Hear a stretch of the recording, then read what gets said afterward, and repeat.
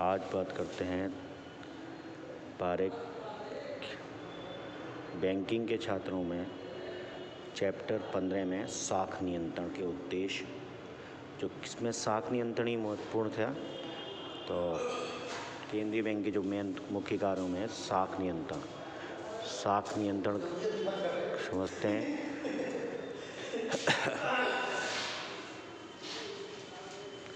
साख नियंत्रण के उद्देश्य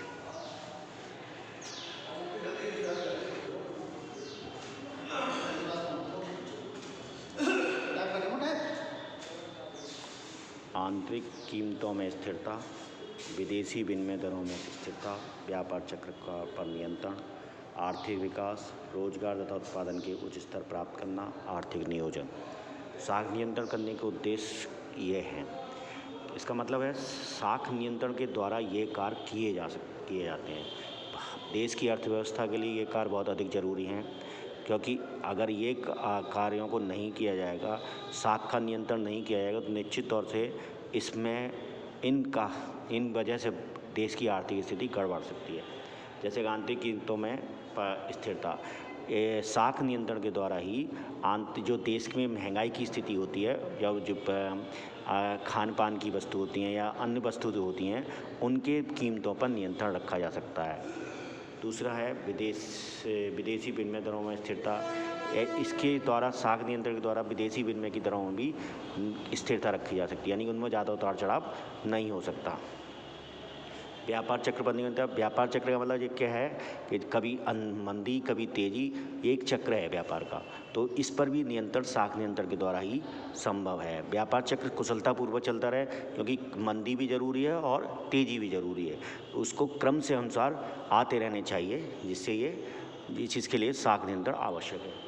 आर्थिक विकास के लिए भी साख नियंत्रण जरूरी है, क्योंकि सभी व्यक्तियों के पास पैसे के धन की मात्रा पहुँचे, धन का उपलब्धता हो, जिससे कि वो अपना जीवन स्तर सुधार सकें। तो जब तक आर्थिक विकास के लिए निश्चित तौर पर साख नियंत्रण का आवश्यक होना है। इसके बाद रोजगार तथा उत्पादन के उच्च स्तर प्राप्त करना। रोजगार और उत्पादन के उच्च स्तर तभी प्राप्त किए जा सकते हैं जब साख पर नियंत्रण हो, यानी कि साख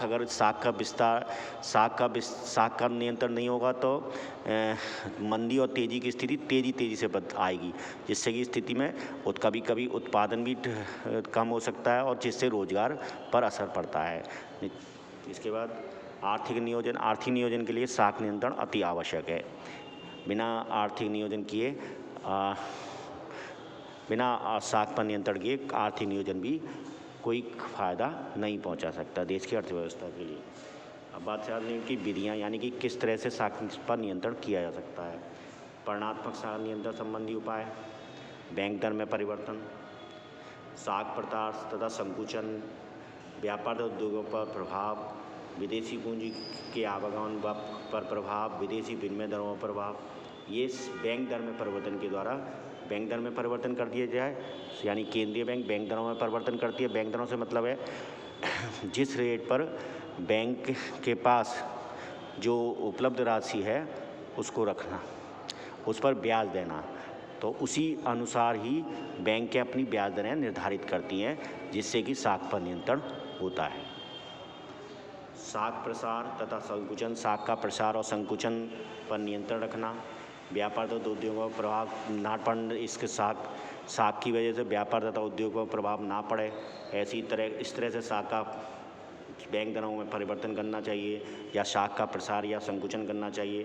विदेशी पूंजी के आवागमन पर प्रभाव पड़ना चाहिए, विदेशी विनिमय दरों पर प्रभाव पड़ना के लिए कर के द्वारा भी साख पर नियंत्रण किया जाता है। खुले बाजार की क्रियाएं। विस्तृत अर्थ में खुले बाजार की क्रियाओं से अभिप्राय केंद्रीय बैंक द्वारा खुले बाजार में किसी प्रकार के बिलों या प्रतिभूतियों के क्रय विक्रय से है, यानी कि जो विस्तृत अर्थ है इसका, खुले बाजार की क्रियाओं से मतलब है जब केंद्रीय बैंक खुले बाजार में, यानी कि स्टॉक मार्केट में देश सरकार के बिल और प्रतिभूतियों को क्रय विक्रय करे, यानी किसी भी प्रकार के बिलों को और प्रतिभूतियों को क्रय विक्रय करते हैं जब केंद्रीय बैंक स्वयं मार्केट से करती है, तब ऐसी स्थिति में खुले बाजार की क्रिया करके वो साख पर नियंत्रण करती है। संकुचित अर्थ में खुले व्यापारिक क्रियाओं में केंद्रीय बैंक द्वारा मुद्रा बाजार में केवल सरकारी प्रतिभूतियों के क्रय विक्रय को ही शामिल किया जाता है। लेकिन जो संकुचित अर्थ है उसमें केवल सरकारी प्रतिभूतियाँ ही उनमें ही लेन देन केंद्रीय बैंक करती है। इसके बाद नकद संचय अनुपात में परिवर्तन करके ये कार्य किया जा सकता है, साख नियंत्रण किया जा सकता है।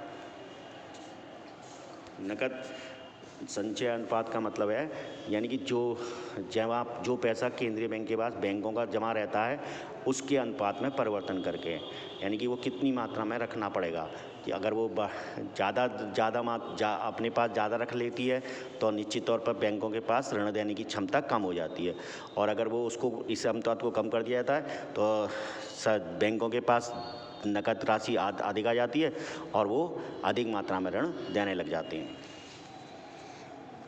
सामयिक तरल कोष अनुपात में परिवर्तन। तरल कोष अनुपात में परिवर्तन से अभिप्राय बैंकों द्वारा अपनी जमा राशियों के तरल प्रतिशत, जिसे बैंकों को एक निश्चित अनुपात के में कानूनी रूप अपने पास रखना पड़ता है, में किए जाने परिवर्तन से है। यानी कि सामयिक तरल कोष अनुपात से मतलब है तरल कोष अनुपात, यानी कि जो बैंकों को अपने भुगतान के लिए रखना पड़ता है उसमें उसके जितना प्रतिशत रखना पड़ता है उसमें अगर बढ़ोतरी करने से भी साख पर नियंत्रण किया जा सकता है। गुणात्मक साख नियंत्रण से तात्पर्य कुछ उद्देश्य के लिए किए जाने वाले साख तथा विशेष बैंक द्वारा दी जाने वाली साख को नियमित करने से है, जिसके लिए निम्न उपाय किए जाते हैं। चयनात्मक साख नियंत्रण, साख की राशनिंग, नैतिक प्रभाव प्रचार, प्रत्यक्ष कार्रवाई जैसे पुनः कटौती की शर्तों में परिवर्तन करना, बैंकों को पुनः कटौती की सुविधा देना बंद करना, ऋण देने से मना करना, बैंक पर मौद्रिक दंड लगाना इत्यादि, इन द्वारा साधन से भी साख नियंत्रण किए जाते हैं। साख नियंत्रण की कठिनाइयाँ क्या हैं?